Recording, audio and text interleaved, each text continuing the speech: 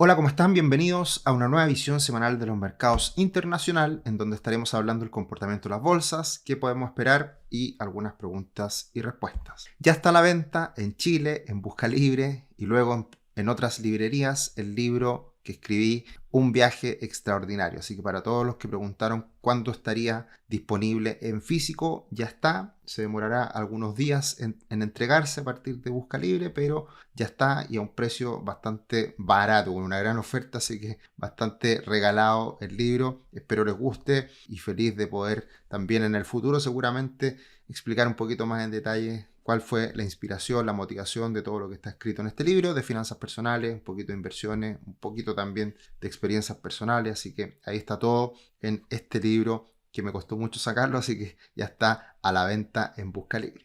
La semana pasada tuvimos una corrección en los principales índices norteamericanos, el Dow Jones cayendo un 3%, el Standard & Poor's 500 cerca de un 2% y el Nasdaq un 0,8%. El índice VIX, por ende, sube levemente, el Bitcoin no para de subir, de hecho alcanza nuevos máximos históricos en el inicio de la semana, el petróleo WTI sube de manera importante un 5,8%, el oro sube un 0,2% y el cobre se mantiene estable. El tablero está mayoritariamente en rojo, tenemos algunas excepciones, Tesla y Google subiendo muy fuerte, Apple también alcanzando niveles máximos, pero todo en general, el sector más tradicional si se quiere, los sectores más tradicionales si se quiere, no lo están pasando muy bien, ya 2 semanas consecutivas en donde tenemos caídas en otros sectores de la economía.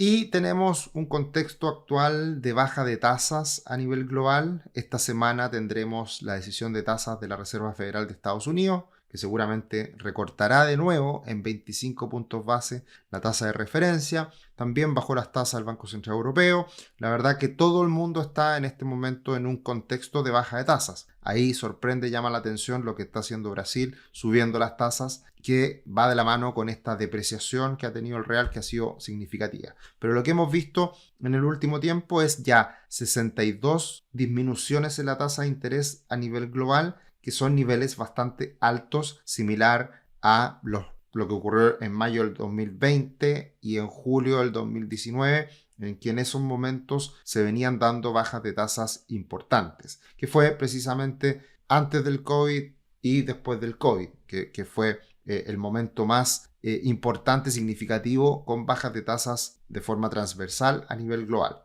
Esto, por lo tanto, tiene mucho que ver con una liquidez más abundante en los mercados. La baja de tasas de interés hace disminuir el precio del dinero y por lo tanto se hace más accesible la deuda y por lo tanto en esas condiciones es algo que generalmente suele ser positivo para los mercados. Así que ese es un aspecto relevante que hoy día está ocurriendo y que sigue su curso, ya que la Reserva Federal de Estados Unidos, que es el principal banco central del mundo, sigue en ese proceso de baja de tasas. Y lo llamativo, y acá traemos a colación a este tuitero, Charlie Vilelo, analista, que dice: estamos hoy día con las acciones en máximo histórico, con los precios de la vivienda en máximo histórico, con el Bitcoin en máximo histórico, con la deuda nacional de Estados Unidos en máximos históricos. La inflación Core PCA o la inflación Core, la subyacente, está sobre el 3% durante un largo periodo de tiempo y a pesar de todo esto, la Fed está bajando las tasas. Es llamativo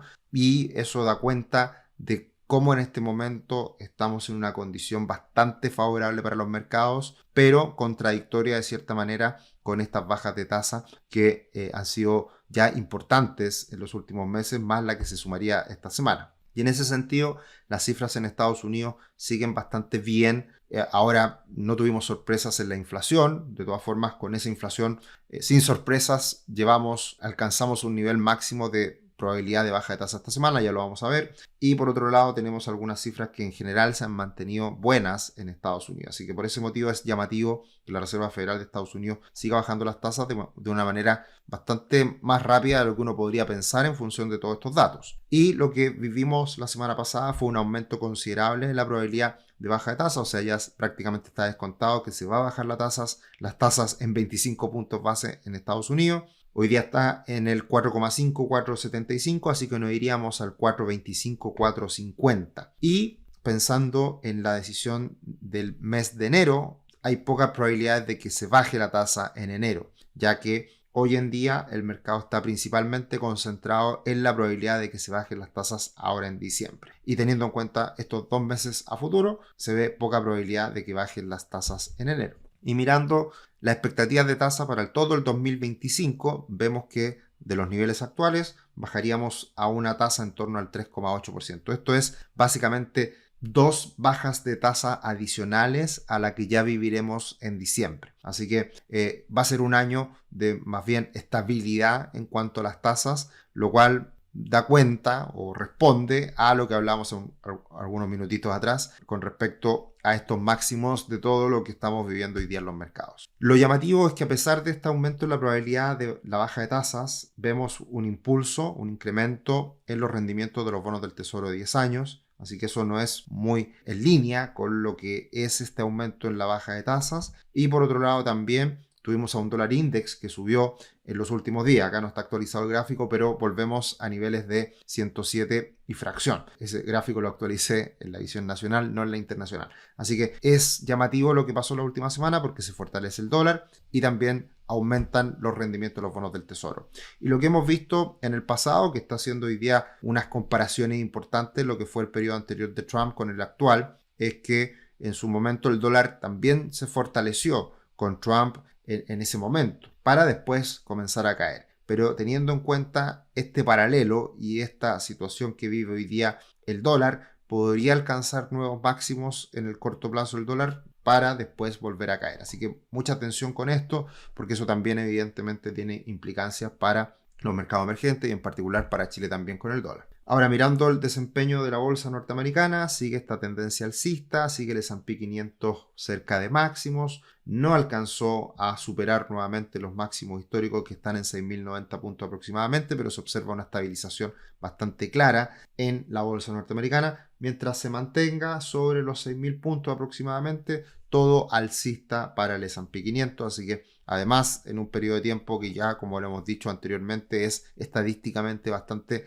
favorable para la bolsa norteamericana. Y algo que llama la atención también en Estados Unidos es que toda esta alza de la bolsa norteamericana nos lleva a que hay solamente un 31% de acciones del S&P 500 que está registrando máximos. O sea, está alcanzando máximos el conjunto de la bolsa norteamericana, el S&P 500, pero solamente con un porcentaje menor de acciones, lo cual eso demuestra una cierta fragilidad al mercado, o más bien no hay una contundencia en que la bolsa en su conjunto, todas las acciones norteamericanas estén subiendo, sino que esto responde precisamente a lo que ha sido el gran boom de las grandes tecnológicas y de los 7 magníficos básicamente, que esas son las acciones que han impulsado a la bolsa norteamericana en el último tiempo. La semana pasada lanzamos un nuevo curso de impuestos, en este caso impuestos para pymes, así que hoy día tenemos ya una trilogía: impuestos para pymes, impuestos desde cero, impuestos para inversionistas. Y ese pack está con un gran descuento, así que aprovechenlo, está el link en la descripción,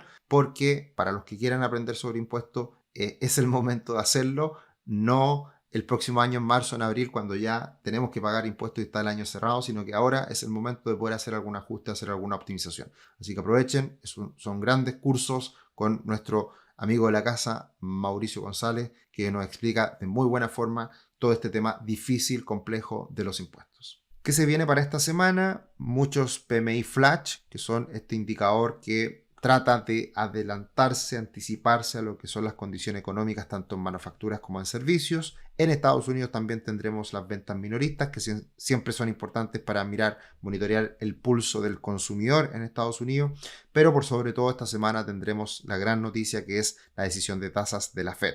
Esto el día miércoles, ya acercándonos al término del año.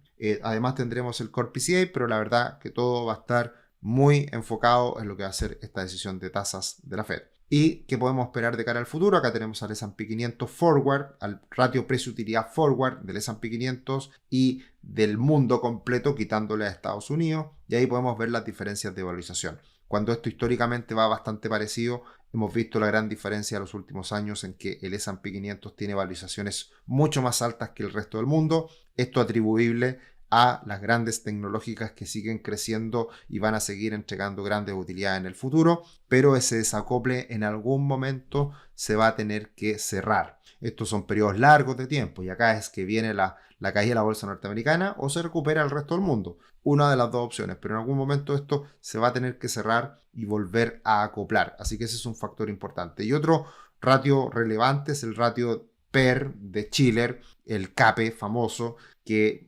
muestra o más bien compara las utilidades de las empresas de los últimos 10 años deflactado por inflación respecto a los precios actuales. Y hoy día estamos con este ratio CAPE, el ratio de Robert Shiller, del precio de utilidad de Shiller, que está en niveles muy elevados. Y eso da cuenta de que hoy día las cotizaciones en función de las utilidades históricas está hoy día la bolsa norteamericana. Esto es el S&P 500. No está dicho ahí. Esto es el S&P 500. Está en niveles muy elevados. Por lo tanto, eso es lo que a muchos analistas, en donde nos incluimos, nos llama la atención. Y ponemos una cuota de cautela respecto a lo que está pasando con la bolsa norteamericana y una eventual corrección que pudiéramos vivir en los próximos meses. En cuanto a las preguntas y respuestas, Cristian nos dice, excelente información Sergio, ¿sería posible que realice una entrega de análisis de la medida de paquetes de estímulos que ha anunciado China y el cómo impactaría esto a nuestra economía?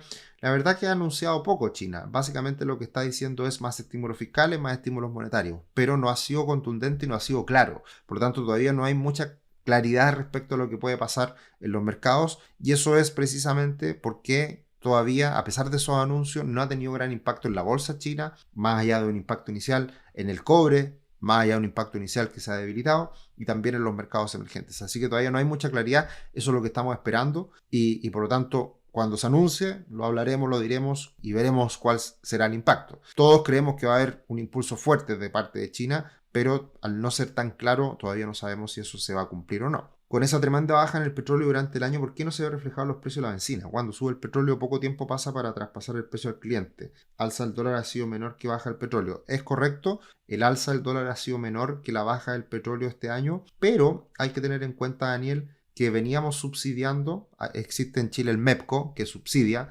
compensa las variaciones y por lo tanto hubo por mucho tiempo déficit en el cobro de impuestos asociado a este aumento de precios. Entonces este año no han bajado las bencinas porque se ha ido compensando ese subsidio que se entregó previamente. Esa es la razón de por qué en Chile las bencinas siguen bastante altas. Hola Sergio, ¿qué piensas sobre la posibilidad de que Estados Unidos se ponga a vender sus bonos de oro para comprar al menos 1 millón de Bitcoin? Eso podría llevar a un mercado bajista del oro. Ojo, Estados Unidos no sé si es tan relevante hoy día respecto al mercado del oro. Lo que ha ocurrido en el último tiempo es que tanto China como Rusia han ido acumulando reservas de oro. Y eso ha sido el principal impacto que ha tenido en el aumento de los precios del oro. El que compre Estados Unidos Bitcoin yo creo que es más importante para el Bitcoin más que perjudicial para el oro. Así que eso creo que es importante a tenerlo en consideración. Eso sería en cuanto a la visión semanal de los mercados internacional. Nos encontramos en otros videos. Que estén bien. Chao, chao.